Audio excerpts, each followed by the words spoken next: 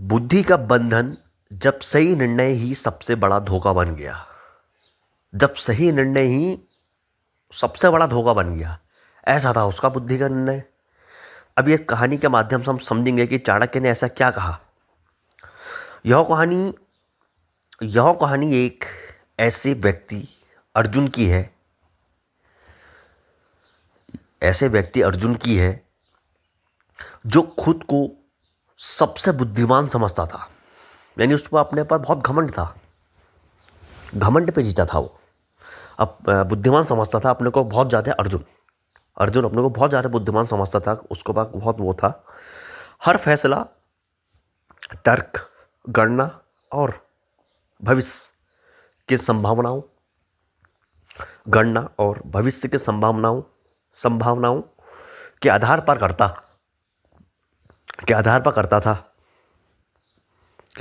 करता था। लेकिन उसकी यही बुद्धि लेकिन उसकी यही बुद्धि धीरे धीरे उसका बंधन बन जाती है।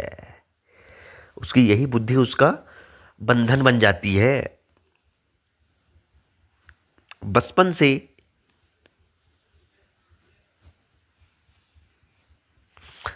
से ही अर्जुन ने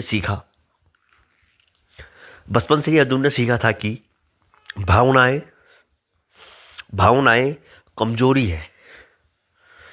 और जो भावनाओं से ऊपर उठ गया और जो इंसान अपनी भावनाओं से ऊपर उठ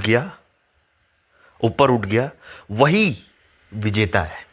क्योंकि हम सब व्यक्तियों में क्या होती है कि भावना होती है, अरे वो ऐसा है, ये ऐसा है, तो हम उसको वो नहीं कर पाते, जज नहीं कर पाते।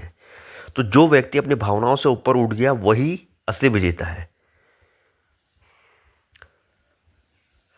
प्रेम, रिश्ते और नैतिकता को भी फायदे नुकसान के तराजू पर तोलने लगा। और फिर वही अर्जुन ने क्या करा कि प्रेम, रिश्ते, नैतिकता को भी फायदे नुकसान के तराजू में तोड़ने लगा। उसकी भावना इतनी ऊपर उठ गई थी। नौकरी में आगे बढ़ने के लिए उसने अपने ही मित्र को फंसा दिया। प्रिय मित्र को फंसा दिया, क्योंकि उसकी भावना खत्म हो गई थी ना। वो उसके में कोई भावना ही नहीं थी। वो सिर्फ अपना अच्छा मानना चाहता था, अपने को यानी ऊंचा उठाना चाहता था। परिवार को सुरक्षित रखने के नाम पर सच छिपाता गया। परिवार को फायदे के सौदे में करने के चक्कर में वो सच छुपाता गया। और हर बार खुद को समझता रहा कि यह सही निर्णय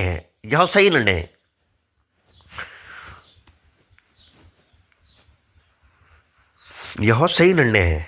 खुद को यह समझता रहा। लेकिन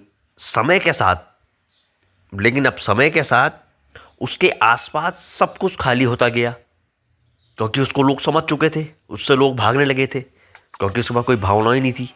तो समय के साथ साथ उसके हर चीज खाली होता गया, सब चीज खाली होता गया। लोग दूर हो गए, यानी लोग दूर होते गए। विश्वास टूटता गया। विश्वास भी टूट गया उसके कारण, क्योंकि भावनाओं में ज्यादा हीन हो गया था। और वह सफलता के शिखर पर अकेला खड़ा रह गया। और वही इंसान सफलता के शिखर पर अकेला खड़ा रह गया, क्योंकि उसके ऐसे कदम चलते चलते लोग उससे दूरियां बनाने लगे। और फिर वो अकेला खड़ा रह गया शिखर पर। एक दिन जब उसे सबसे ज्यादा जरूरत थी,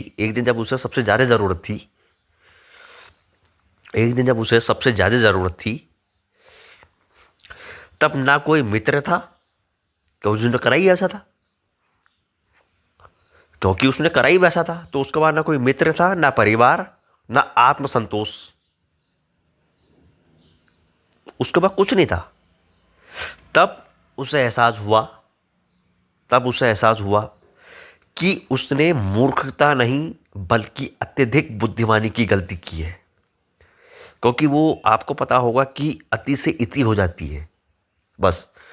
तब उसको पता चला कि उसने नहीं, तब उसको पता चला कि उसने अत्यधिक बुद्धिमानी की गलती की है। बुद्धिमान तो सभी होते हैं, लेकिन उसने ज़्यादा ही बुद्धि दिखा के उसने अपना ही गला घोट दिया, क्योंकि उसने बुद्धि को साधन नहीं बल्कि मालिक बना लिया था। उसकी गलती क्या थी? क्योंकि उसने अपनी बुद्धि को साधन नहीं बल्कि मालिक बना लिया था, मालिक बना लिया था। चाणक्य कहते हैं कि जो व्यक्ति, आचार्य चाणक्य जी कहते हैं, आचार्य चाणक्य जी कहते हैं कि जो व्यक्ति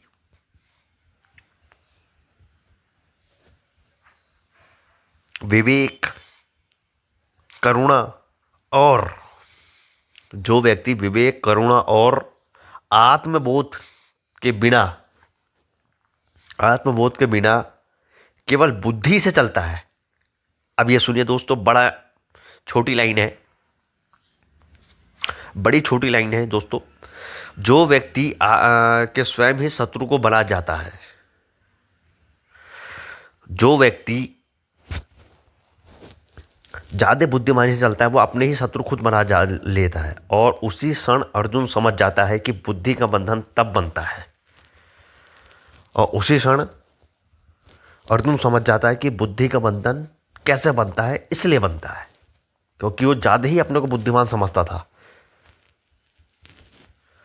तो ये कहानी है बुद्धि का बंधन कब बनता है। जब हम सही और गलत का निर्णय दिल से नहीं बल्कि केवल दिमाग की चालों से करने लगते हैं। जब हम सही और गलत का निर्णय दिल से नहीं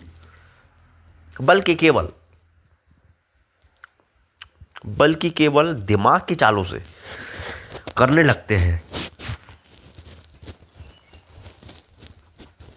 और उसी समझ के